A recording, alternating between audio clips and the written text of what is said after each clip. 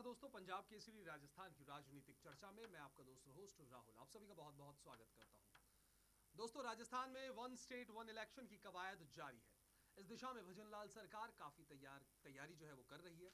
इस साल के अंत में पंचायत चुनाव के साथ स्थानीय निकायों के चुनाव सरकार करवाने की तैयारी में है। यूडीएच विभाग इसको लेकर विधि विभाग से लगातार संपर्क में है। आपको बता दें कि यूडीएच मंत्री झाबर सिंह खर्रा कई बार कह चुके हैं कि राजस्थान में हर हाल में वन स्टेट वन इलेक्शन लागू किया जाएगा। राजस्थान सरकार की मंशा प्रदेश में 291 निकाय 7000 पंचायतों में एक साथ चुनाव करवाने की है। बता दें कि वित्त मंत्री दिया कुमारी ने इस बार बजट में वन स्टेट वन इलेक्शन की घोषणा भी की थी। सरकार के इस फैसले का कांग्रेस ने विरोध भी किया था। तो वहीं यूडीएच मंत्री झाबर सिंह खर्रा ने वन स्टेट वन इलेक्शन पर कहा था कि बार बार आचार संहिता लगने से सरकार के काम जो है वो प्रभावित होते हैं और सरकारी खजाने पर भार पड़ता है। सरकार की तैयारियों और विपक्ष की वन स्टेट वन इलेक्शन को लेकर रणनीति पर चर्चा के लिए आज हमारे साथ जुड़ गए हैं दो खास मेहमान। बीजेपी प्रवक्ता गोविंद छिपा जी इस चर्चा में हमारे साथ देंगे। गोविंद जी, बहुत बहुत स्वागत है सर आपका।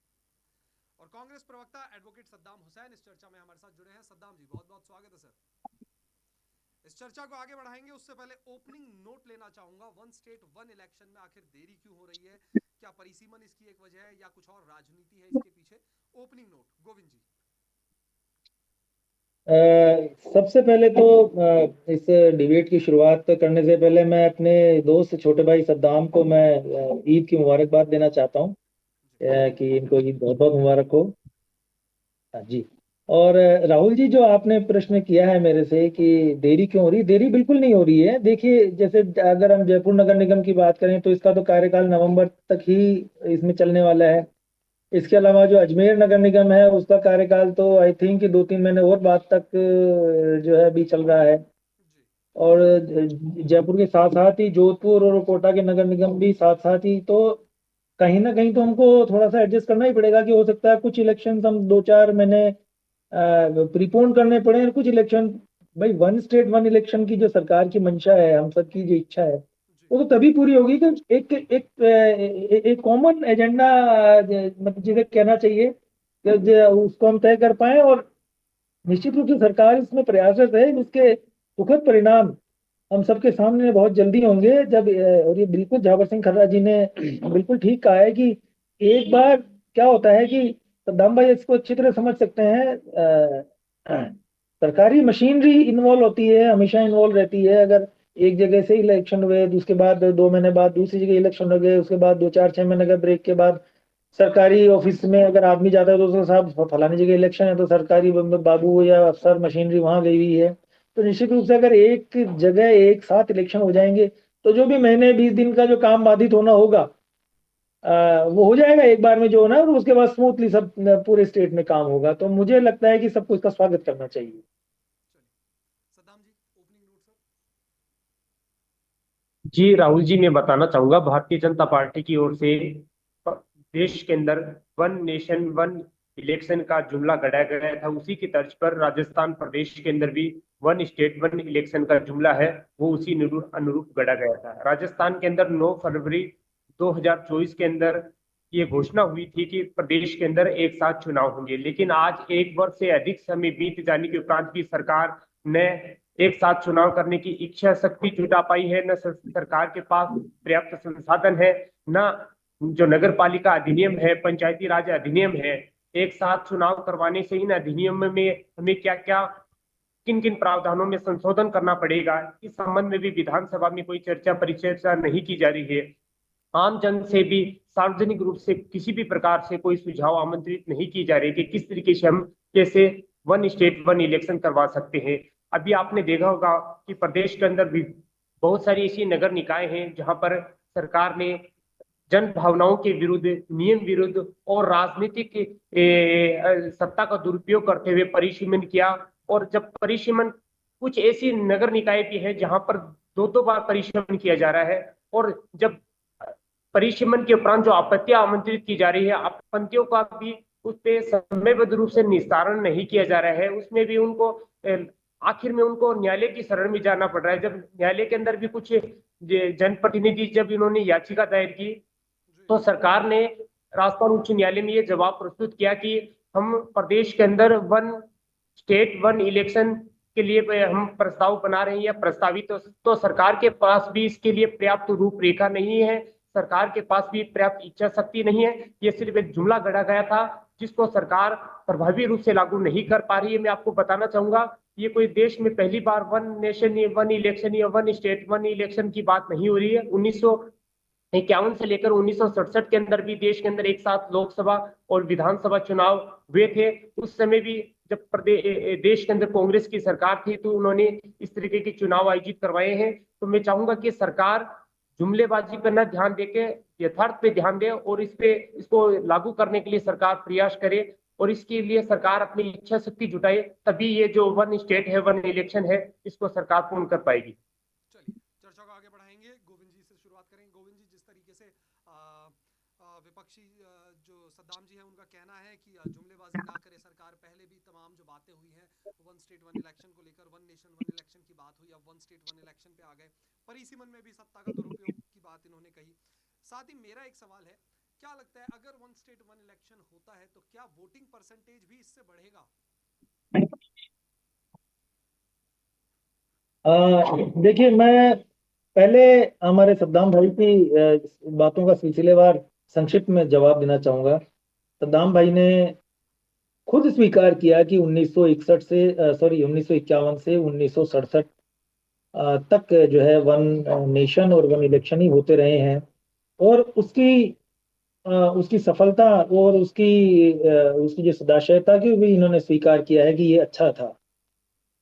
कालांतर में कांग्रेस के जो जितने भी सत्तासीन लोग रहे उन्होंने सत्ताओं का न्यायालय तक का दुरुपयोग करके किस तरह सरकारों को गिराया। आज ये तो सबसे ये एक तथ्य है कि धारा 356 का अगर सबसे ज्यादा दुरुपयोग अगर किसी ने किया है तो इंदिरा गांधी जी ने किया है। ये तथ्य है, फैक्ट है सद्दाम जी, आप पता कर लेना अपनी पार्टी में।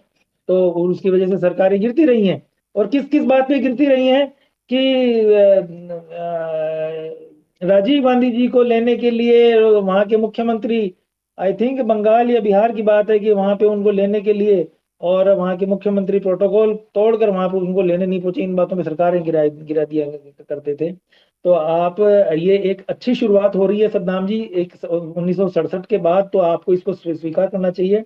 आपने संसाधनों की बात की। देखिए, संसाधन तो चाहे एक साथ इलेक्शन कराओ चाहे दूसरी जगह इलेक्शन कराओ, तो संसाधन तो वो कि वही लगते हैं, इसमें क्या बात है। और अगर संसाधनों की कमी रहती है तो हमारा एक देश बहुत बड़ा देश है, दूसरे राज्यों से भी संसाधन उतना ही लगती है जितनी एक बार कराओ चाहे बार बार कराओ, लेकिन आपके मंत्री का कहना है कि दूसरे स्टेट से भी ईवीएम मंगवाने की बातें चल रही है कि दूसरे हाँ, मैं वो बिल्कुल, आपने मेरे मुंह के शब्द छीन लिए। बिल्कुल सही बात है कि हो सकता है कि तो ये एक देश बहुत बड़ा है। हम दूसरे संसाधन, अगर ईवीएम मशीन की आवश्यकता है या फोर्स की जरूरत है या और किसी संसाधन की जरूरत है तो हम दूसरे स्टेट से हम मंगवा के यहाँ पे उसको कर सकते हैं। वो कोई ऐसा ऐसा बड़ा इशू नहीं है। अधिनियम की बात की आपने, तो देखिए सबसे पहले तो हमारी मंशा है क्या, क्या आप इसको अच्छा मानते हैं सद्दाम भाई कि एक साथ एक इलेक्शन हो जाए, ये अच्छा है या बुरा है? अधिनियम में भी अगर उसको भी खंगाल लिया जाएगा, विधि वेत्ताओं की भी राय ले ली जाएगी। और आपने एक बहुत हास्यास्पद एक बात कही है सद्दाम जी कि आम जन से सुझाव। अरे भैया, आम जन से सुझाव क्या एक एक घर पे जाके कुंडी बजा बजा के सुझाव लिए जाते हैं क्या? आपने 2 नगर निगम बनाए तो क्या आपने आम जन से सुझाव लिए इसके? आपने क्या परिसीमन आपने और आपने अपने ही अभी आपने कहा कि राजनीति से प्रेरित होकर परिसीमन किया। राजनीति से प्रेरित होकर सद्दाम जी परिसीमन किया था आपने। आपको याद होगा जब जयपुर ग्रेटर और जयपुर हेरिटेज ये 2 नगर निगम बनाए तो आपने, मुझे बोलते हुए अच्छा नहीं लग रहा है कि आपने एक समुदाय के 30% लोगों को वहां पे जो है चार दीवारी के भीतर टिकट देकर अपने कांग्रेस का बोर्ड बनाने में आप कामयाब भी हो गए। ये लोकतंत्र के लिए सुखद संकेत नहीं है। हमें इससे कोई गुरेज नहीं है कि एक्स आता है आपकी पार्टी का या वाई आता है, कोई भी जो जनता के दरबार में अपना इलेक्शन जीत के आता है, लेकिन उसकी मंशा क्या, जो आप कह रहे हैं कि राजनीति से प्रेरित है। आपने एक प्रतिशत की बात की है राहुल जी, ये बहुत अच्छा प्रश्न है। मुझे लगता है कि एक साथ एक इलेक्शन करने से मत प्रतिशत बढ़ेगा, मुझे ऐसा इसलिए नहीं लगता है। हो सकता है कि मत प्रतिशत घट भी जाए, ये मेरा आकलन है, मैं इसमें गलत भी हो सकता हूँ। ये इसलिए हो सकता है कि देखिए कई बार क्या होता है कि जैसे बहुत सारे जो मतदाता होते हैं, बहुत सारे जो लोग होते हैं, वो एक तरह से चुनाव परजीवी होते हैं, चुनाव जीवी होते हैं एक तरह से। ये जहां इलेक्शन होते हैं वहां अपना पूरा तुमड़ा लेके वहां पहुंच जाते हैं। मतदाता सूचियों में परिवर्तन कराना, देखिए 6 महीने के बाद तो आप कहीं भी अपना नाम कटवा सकते हो। आज आप यहाँ इलेक्शन, अब यहाँ जुड़वा लिया, आज आप वहां, और पूरा पूरा एक तरह से ये गैंग काम करता है, कई बार ये देखने में होता है। अच्छा, दूसरी बात, एक बात और मैं कह दूं, इससे राजनीति में और दूसरे लोगों को भी बहुत सारा जिसको कहना चाहिए कि अवसर मिलेंगे। जैसे कैसे मिलेगा, अगर one one election one nation की बात होती है, बहुत सारे लोग होते हैं लोकसभा का चुनाव भी लड़ लेते हैं, लोकसभा में हार जाते हैं, विधानसभा का लड़ लेते हैं, विधानसभा का हार जाते हैं तो महापौर के लिए पार्षद का चुनाव भी लड़ लेते हैं, वो हार जाते हैं तो वो राज्यसभा की सीट भी मांग लेते हैं। तो सद्दाम जी और मेरे जैसों का तो नंबर ही नहीं आ पाता वहां पे। तो एक बार अगर एक इलेक्शन हो जाएगा एक बार एक इलेक्शन हो जाएगा तो कम से कम ठीक है, जिसकी फाइल निपटनी होगी निपट जाएगी, जिसको जो सीट मिलनी होगी मिल जाएगी। ये मैं एक अच्छा ही अलग से मैं आपको जो मैं समझ पाया हूँ, ये मैं आपको बता रहा हूँ। जी जी, चलिए सद्दाम जी से ले लेते हैं। सद्दाम जी, कांग्रेस जो है वो लगातार वन स्टेट वन इलेक्शन का विरोध कर रही है। वन नेशन वन इलेक्शन की बात हुई, उस वक्त भी विरोध हुआ।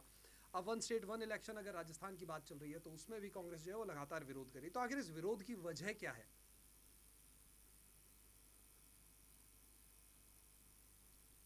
जी राहुल जी, मैं आपको बताना चाहूंगा, Bharatiya Janata party one state one election के लिए कार्य नहीं कर रही है। सिर्फ एक जिस तरीके से राष्ट्रीय स्तर पे एक जुमला गढ़ा गया था, उसी अनुरूप प्रदेश में ये जुमला गढ़ा गया है। मैं आपको बताना चाहूंगा, प्रदेश के अंदर वर्तमान में 6,700 जो 59 ग्राम पंचायतें हैं, वो वहां पर सरकार ने भी प्रशासक लगाए हैं, जिनको भी 6 महीने का कार्यकाल पूर्ण होने वाला है। 6 महीने के उपरांत उनकी कार्य अवधि ही 6 महीने की होती है, तो सरकार पुनः क्या उनको वापस प्रशासक बनाएगी? क्या जिस तरीके से नगर निकाय का कार्यकाल है वो समाप्त हो चुका है, लेकिन नगर निकाय में किसी भी प्रकार के प्रशासक नियुक्त नहीं किए गए, जिस कारण के वहां नगर निकाय के जो विकास कार्य है वो प्रभावित हो रहे हैं। तो सरकार को इस ओर ध्यान आकर्षित करना चाहिए। सरकार ने 9 फरवरी 2024 को वन स्टेट वन इलेक्शन की घोषणा की थी, लेकिन अभी तक इसके लिए सरकार ने कोई प्रभावी क्रियान्वयन नहीं किया है। मैं आपको बताना चाहूंगा, न सरकार ने मंत्रिमंडलीय कमेटी है उसका गठन किया, न विधानसभा के अंदर सरकार ने इस पे चर्चा परिचर्चा की। नगर निकाय जो एक्ट है, पंचायती राज जो एक्ट है, उसमें क्या आवश्यक संशोधन करने पड़ेंगे वन स्टेट वन इलेक्शन के लिए, सरकार ने इस पे किसी भी प्रकार की कोई चर्चा परिचर्चा नहीं की।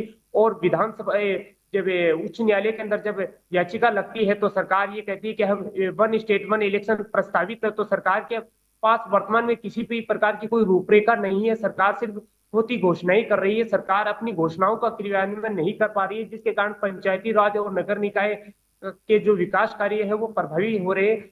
मैं चाहूंगा सरकार को घोषणा की जगह इसके क्रियान्वयन की तरफ ध्यान आकर्षित करना चाहिए, ताकि प्रदेश के जो नगर निकाय के चुनाव जो काफी समय से उसको टाले जा रहे हैं वो समय पर हो सके, और प्रदेश के अंदर जो विकास कार्य है वो समय पे हो सके। आप जिसका प्रत्यक्ष अप्रत्यक्ष रूप से दुष्प्रभाव है वो प्रदेश की जनता पे पड़ रहा है, तो सरकार को इस ओर ध्यान आकर्षित करना चाहिए और इसके प्रभावी क्रियान्वयन किया जाना चाहिए। जी, गोविंद जी। सदाम जी की मैं एक बात का जवाब देना चाहता हूँ। एक तो इनको तो सुधारों की बात करना जुमला लगता है, ये कांग्रेस पार्टी की समस्या है। एक तो ये कोई भी परिवर्तन, जो कोई सुधार अगर करना चाहता है, चाहे माननीय प्रधानमंत्री जी करना चाहें, चाहे माननीय मुख्यमंत्री जी करना चाहें, ये सुधारों के बिल्कुल खिलाफ है। अगर मान लो कोई प्रयास हो रहा है, तो अगर आपकी कोई कोई कोई वास्तविक कोई असहमति है, कोई आपके पास तथ्यात्मक बात कहने के लिए, तो कीजिए।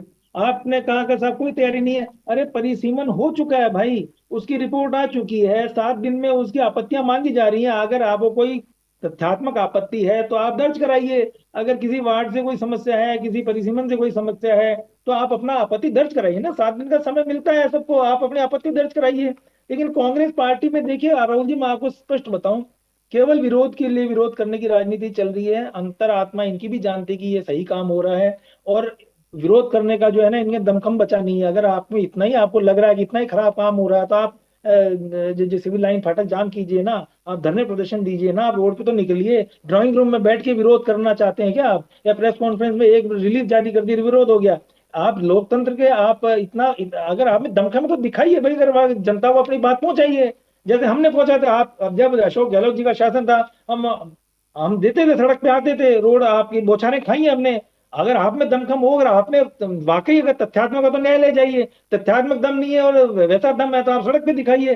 पर आप केवल एक ड्राइंग रूम में बैठ के आपने प्रेस रिलीज जारी कर दी और उसके बाद एक जनता को गुमराह करने का काम कर रहे हैं, ये अच्छी बात नहीं है सद्दाम जी। और आप, मैं तो सोच रहा हूँ कि एक अच्छे प्रवक्ता के नाते आपको जो है इन बातों को स्वीकार करना चाहिए, और इनमें जो अच्छाई है उसको स्वीकार करना चाहिए। और अगर अगर इस सारे इस परिसीमन में और एक स्टेट और एक इलेक्शन में अगर कहीं कोई खामी है, तो आप सजग विपक्ष के नाते आप हमारी सरकार का ध्यान आकर्षण कीजिए। मैं आपसे वादा करके जा रहा हूँ कि जो भी कोई कमियां होगी मैं अपनी ओर से दूर करने का पूरा प्रयास करूंगा। लेकिन ये एक अच्छा काम हो रहा है, और इस काम में इस यज्ञ में आप भी आहुति देंगे तो अच्छा लगेगा। जी गोविंद जी, एक बात जो मुझे समझ आती है, कहीं ना कहीं कांग्रेस जो है, विपक्ष जो है, उनका ये कहना है कि इसमें देरी हो रही है, पंचायत चुनाव और निकाय चुनाव जो है अब तक हो जाने चाहिए थे, समय पर नहीं हुए।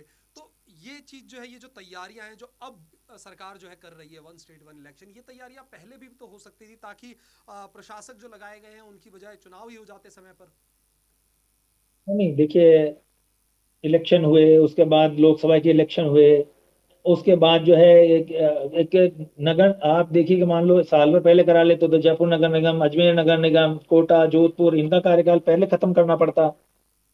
तो मैंने आपसे निवेदन किया ना कि एक बीच का एक प्लेटफॉर्म, एक कॉमन प्रोग्राम हमने लिया है कि जो कम से कम, जब किसी का कार्यकाल 6 महीने एक्सटेंड कर दिया तो किसी का कार्यकाल हो सकता है 6 महीने कम करके, कहीं तो फॉर्मूला बनाना पड़ेगा। आज अगर देश में भी अगर एक इलेक्शन की बात होगी तो ऐसा तो नहीं आज 2025 में इलेक्शन करा देंगे, उसके लिए हो सकता है 2029 2031 तक इंतजार करना पड़े। लेकिन भारतीय जनता पार्टी की स्पष्ट मंशा देश को सही दिशा, सही नेतृत्व देने की है। और भारतीय जनता पार्टी चाहती है कि एक देश एक चुनाव हो, एक राज्य एक चुनाव हो, और इसमें सभी का हित है, सभी पार्टियों का हित है, सभी राजनेताओं का, सभी दलों का, और सभी सभी कर्मचारियों का हित है, देश का हित है, ये देश हित में किया हुआ फैसला है। इसलिए मैं बार बार इस बात को कह रहा हूं कि इस बात का स्वीकार, इस बात, अगर कोई कमी है, अगर कोई, हो सकता है हमारी सरकार कोई काम करने जा रही है, हो सकता है किसी चीज की तरफ हमारा ध्यान, हमारी सरकार का ध्यान नहीं गया, तो आप सजग विपक्ष के नाते अगर ध्यान दिलाएंगे तो हम उसको दूर करेंगे। भारतीय जनता पार्टी कभी भी विपक्ष की बात को आवाज दबाने का काम नहीं करती। आप बोलिए अपनी बात को, हम उसको दूर करेंगे अगर हमें समझ में आएगा तो। बिल्कुल गोविंद जी, सब चाहते हैं, अच्छी बात है। हो सकता है शायद खर्च भी कम हो इससे, जो एक खर्चा जो बढ़ता है। लेकिन कहीं ना कहीं इलेक्शन कमीशन की अगर मैं बात करूं, तो इलेक्शन कमीशन के पास क्या पर्याप्त संसाधन है एक बार में पूरे चुनाव करवाने के लिए? क्या होता है कि फेज में चुनाव होते हैं, एक इलेक्शन एक स्टेट का मतलब ऐसा नहीं कि एक ही दिन इलेक्शन होंगे, जी एक फेज में हो जाएंगे। जैसे हो सकता है कि जैसे अब अपन देखते हैं देश में चुनाव होते हैं, 2-2 ढाई-ढाई महीने तक चुनाव होते हैं। कुछ चुनाव अप्रैल में हो जाते हैं, कुछ महीनों, कुछ जून तक जाके होते हैं। तो 2-2.5 महीने का जो भी समय लगेगा वो समय लग सकता है, लेकिन एक फेज में होंगे, एक दिन ही इलेक्शन होंगे ये कोई जरूरी नहीं है। हम्म, चलिए, सद्दाम जी का रुख करेंगे। सद्दाम जी, क्या कहेंगे सर? तमाम बातें आपने सुनी, कि एक अच्छा एक स्टेप है बीजेपी सरकार की तरफ से, इनका कहना है, जिस तरीके से वन स्टेट वन इलेक्शन। एक तरफ तो आप कहते थे बीजेपी सरकार 24 घंटे चुनावी मोड में रहती है, कांग्रेस ने लगातार आरोप लगाए। अब अगर उस चुनावी मोड को अगर एक बार में करने का बात चल रही है, तो उसमें भी आप अड़ंगे अड़ा रहे हैं, जिस तरीके से बातें जो है आप लोग कह रहे हैं, क्या कहेंगे?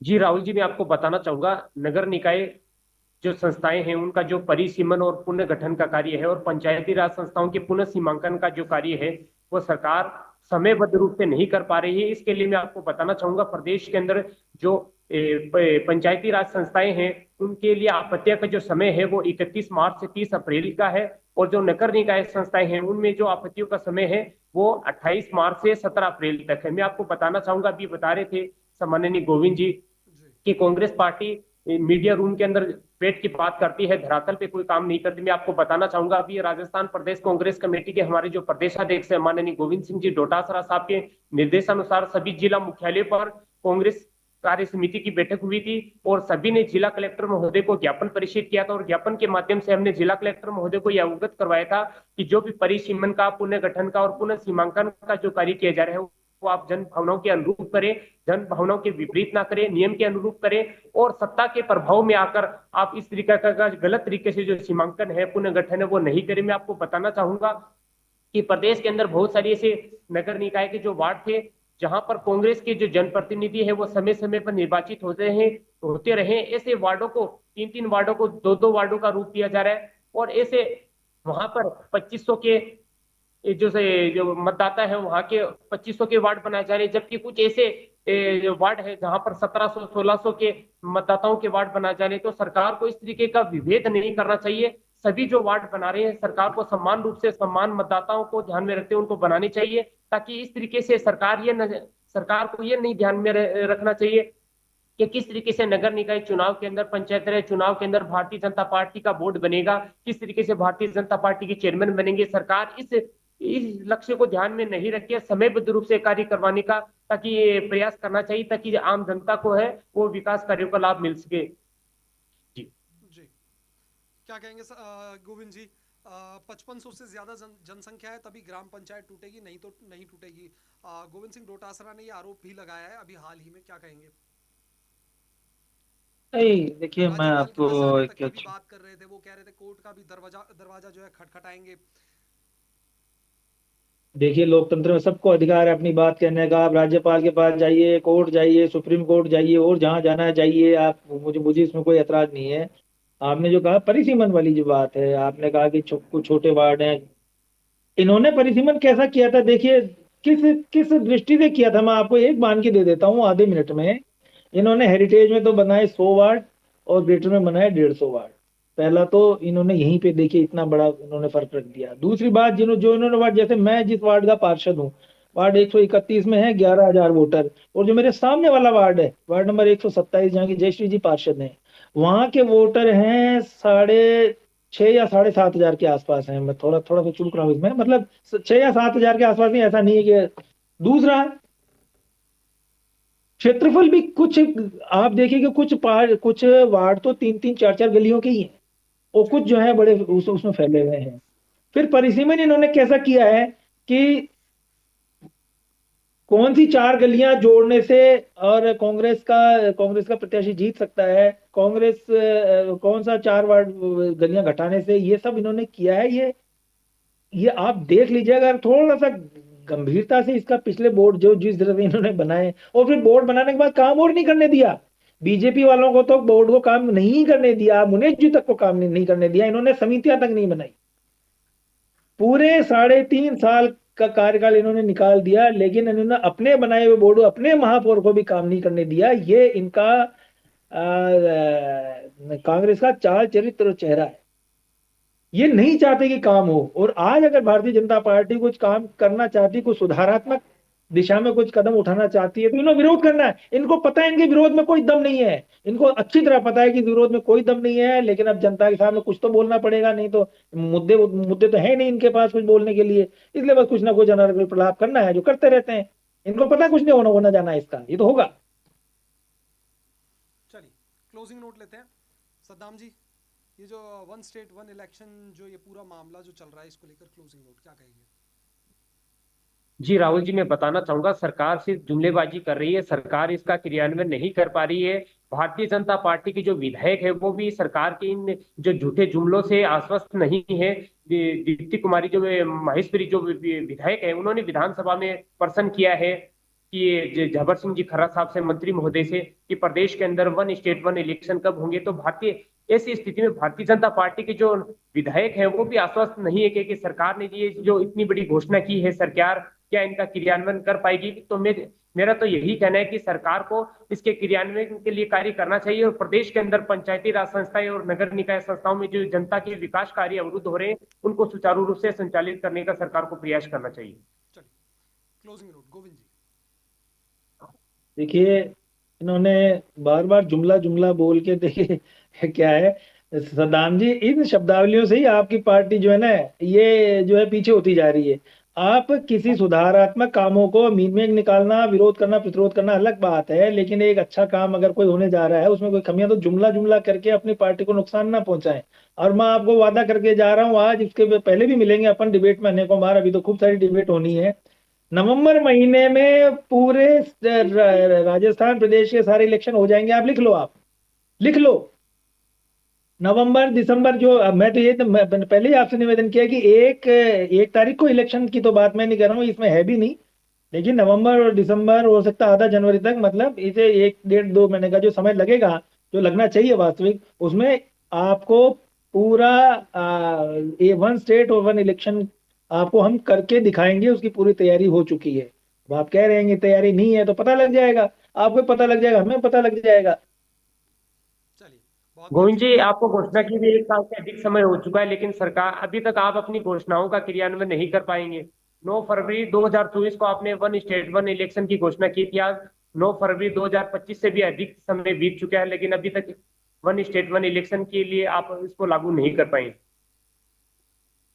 वन स्टेट वन इलेक्शन छोटा काम नहीं है सद्दाम भाई, एक बड़ा काम है। ये कोई सांप सीढ़ी का खेल नहीं है, या ये कोई लूडो या वो नहीं है कि चार लोग चंगापो खेल रहे हैं जी, इधर का उठा के उधर लगा दिया है।